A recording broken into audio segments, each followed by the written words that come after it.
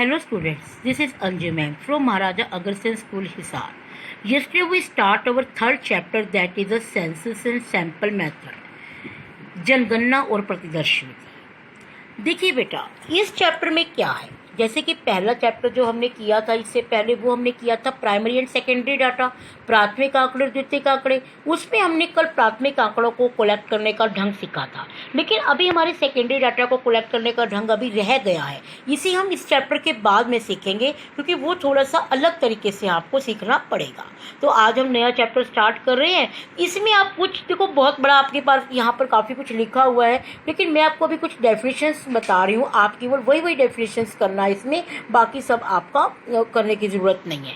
यहाँ पर आपकी एक डेफिनेशन दिख रही है आपको, यूनिवर्स। यूनिवर्स क्या होता है कि आपकी सभी मदों के उस कुल समूह को समग्र कहा जाता है। जैसे चलो मैं आपको अपने तरीके से समझाती हूँ। मान लीजिए आपकी पूरी क्लास है, मेरे को पूरी आपकी क्लास की ना डाटा इकट्ठे करने हैं। तो मेरे लिए वैसे तो यूनिवर्स पूरा समूह होता है कि पूरे यूनिवर्स को लेकर ना, तो यहाँ पर हमने यूनिवर्स को जिसके भी आप डाटा कलेक्ट कर रहे हैं, मान लीजिए आप 10 फैमिलियों के डाटा कलेक्ट कर रहे हैं, तो 10 फैमिलियों को आप क्या बोलेंगे, यूनिवर्स बोलेंगे या पॉपुलेशन बोलेंगे। अगर मैं आपकी 10th क्लास के डाटा कलेक्ट कर रही हूँ तो मैं 10th क्लास को क्या बोलूँगी, यूनिवर्स बोलूँगी। तो किसी विषय से संबंधित सभी मदों के कुल समूह को जिसके भी आप डाटा कलेक्ट कर रहे हैं उसे हम क्या बोलते हैं, यूनिवर्स या पॉपुलेशन बोलते हैं। अब देखिए बेटा, एक डायग्राम आपको मैं दिखाऊंगी। आपको यहाँ पॉपुलेशन है, यूनिवर्स है, जिसमें आपकी कितनी आइटम दिख रही है, आपको 27 दिख रही है ना। आप 27 के 27 आइटम से अगर डाटा कलेक्ट करते हैं, ठीक है ना, उन सभी के पास जाकर डाटा कलेक्ट करते हैं, तो उन्हें क्या कहेंगे आप, सेंसस मेथड। लेकिन अगर आप 27 के पास नहीं जाते, आप उनमें से केवल 4 या 5 के पास जाते हैं, तो उसे आप क्या कहेंगे, सैंपल मेथड कहेंगे। चलो इसे हम और भी अच्छे तरीके से समझेंगे। देखिए बेटा,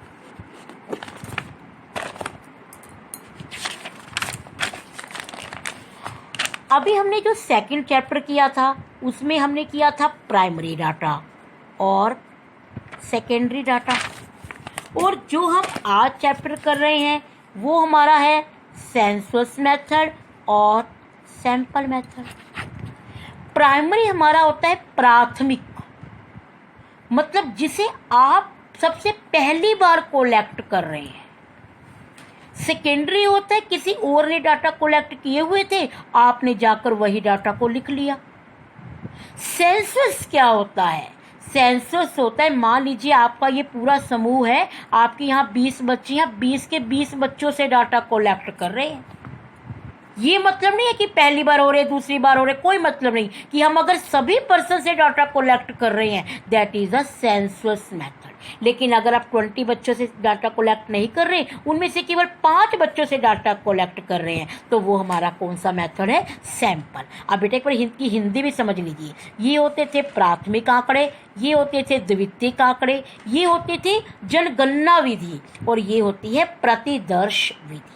चलो एक एग्जाम्पल और लेते हैं। मम्मी ने आज खाना बनाया बहुत अच्छा, ठीक है, आज मम्मी ने बहुत अच्छा खाना बनाया, और मम्मी ने कहा चलो मैं ना पहले खाने को चख के देखती हूँ।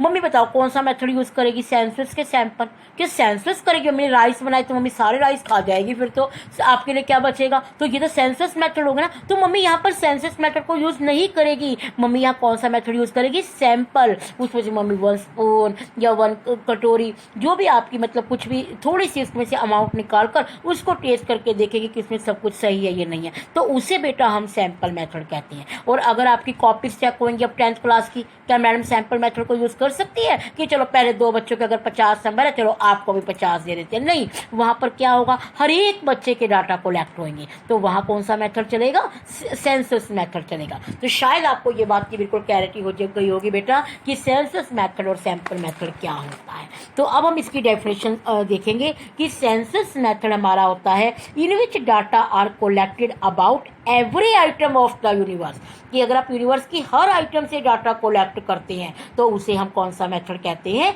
सेंसस मेथड कहते हैं। लेकिन सैंपल मेथड हमारा कौन सा होता है, जिसमें some items are drawn from the universe, कुछ आइटम को आप यूनिवर्स से निकाल लेंगे और उससे डाटा कोलेक्ट किए जाएंगे, उसे हम कौन सा मेथड कहेंगे, सैंपल मेथड कहेंगे। अब वही कल वाली बात आ गई कि प्राइमरी डाटा थे, अगर आपने खुद कोलेक्ट किए थे तो डाटा कोलेक्ट होते थे ना। अब बेटा अगर आप हर एक व्यक्ति से डाटा कोलेक्ट कर रहे हो तो वो रिलायबल होंगे, बिल्कुल सही होंगे, उनमें कोई गलती तो होएगी नहीं। सेकेंडली आप बायस भी नहीं होगा, क्योंकि जब आप हर एक व्यक्ति से डाटा कोलेक्ट कर रहे हैं तो पार्शियलिटी तो हो ही नहीं सकती ना।